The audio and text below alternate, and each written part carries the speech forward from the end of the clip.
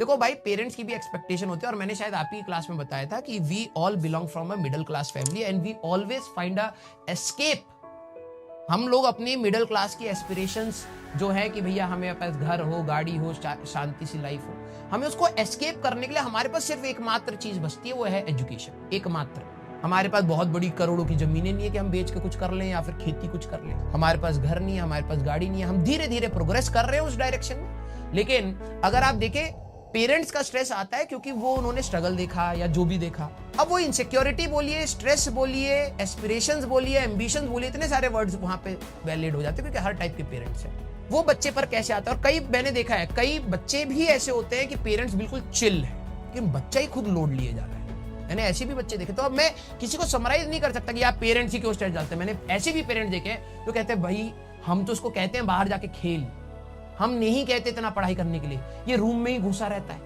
तो वहां तो बच्चा अपने आप एक बबल बना रहा है कि मेरे पेरेंट्स के एस्पिरेशंस हैं, मुझे कुछ अचीव करना है, दुनिया को मेरे को ये प्रूव करना है। तो वो तो बच्चे ने ही बबल बना लिया। उसको कैसे रोकोगे? उसका रोकने का एकमात्र तरीका है बेटा, you have to communicate.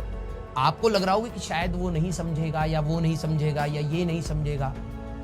Parents तो आज नहीं तो कल समझेंगे। और ये बात समझ लीजिएगा कि अगर आपके मम्मी पापा आपको डांटते भी है ना, तो उनकी डांट में भी एक प्यार होता है, वो बस दिखता नहीं है कभी कभार। उस समय के साथ जब आप उनकी एज पर आएंगे तो आपको समझ आएगी कि वो जो आपकी इंटेंट थी, वो उनकी जो इंटेंट थी आपके लिए, वो किसी बुराई के लिए नहीं थी। मेजॉरिटी पेरेंट्स के लिए यही होता है। ठीक है, अब इसमें भी हर बच्चे होते हैं ना, स्केलिंग करते हैं स्टेटमेंट्स की। नहीं सर ऐसा तो नहीं है, हमारे पेरेंट्स में तो ये, हमारे पेरेंट्स में तो वो है, उनके पेरेंट्स तो मैंने देखे हैं ऐसे। बेटा आप स्ट्रेस मत लीजिएगा, लाइफ यहाँ खत्म नहीं होती है। ठीक है, आप आगे बढ़िए और हमेशा कोशिश करिए। आपने कई सारे एग्जाम्पल ऐसे देखे हैं भैया जिन्होंने कहां लो लेवल से कहां ऊपर उठे, और आपको खुद PW एक ऐसा एग्जाम्पल दिखेगा। अलग सर आपके सामने एक जीते जाते एग्जाम्पल है यार, आपके खुद, मतलब आप तो सिस्टम से कनेक्टेड हो ना यार, आपने तो देखा है ना सिस्टम ग्रो होते हुए। कुछ भी हो सकता है भाई, कुछ भी हो सकता है। अगर अलग सर ने उस समय सोच लिया तो भाई कुछ नहीं बचा, ये नहीं बचा, या हम लोगों ने भी अपनी लाइफ में जब लोवेस्ट पॉइंट तो सभी का आता है, हम लोगों ने लोवेस्ट पॉइंट पे सोच लिया तो कुछ नहीं होता, तो आज की खूबसूरती कहां देख पाते हैं? आज हो रही है चीज अच्छी। तो मैं आपको भी बोलूंगा कि कभी भी अगर आपका मूड बहुत ज्यादा खराब हो तो बस समय पर चीजें छोड़ देना कि चलो भैया देखा जाएगा, 1 साल 2 साल देखते कितना खींच सकते हैं, उसके बाद देखा जाएगा कि यहां से भी बुरा हुआ, यहां से अच्छा हुआ।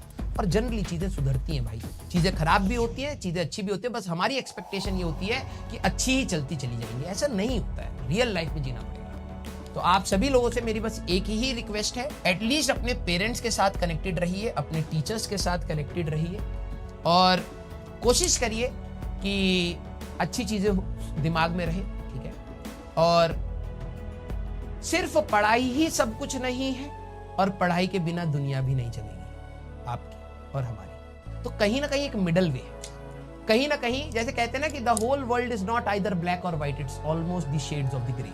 मैं अब देखो, मैं अभी आपको कॉलेज IIT की ना 10 बुराइयां गिनाना चाहूं तो मैं 10 क्या 20 गिना सकता हूं, 20 क्या 100 गिना सकता हूं, लिटरली बता सकता हूं, कोई भी गिना सकता है जो वहां पे गया है, जिसने जिया है।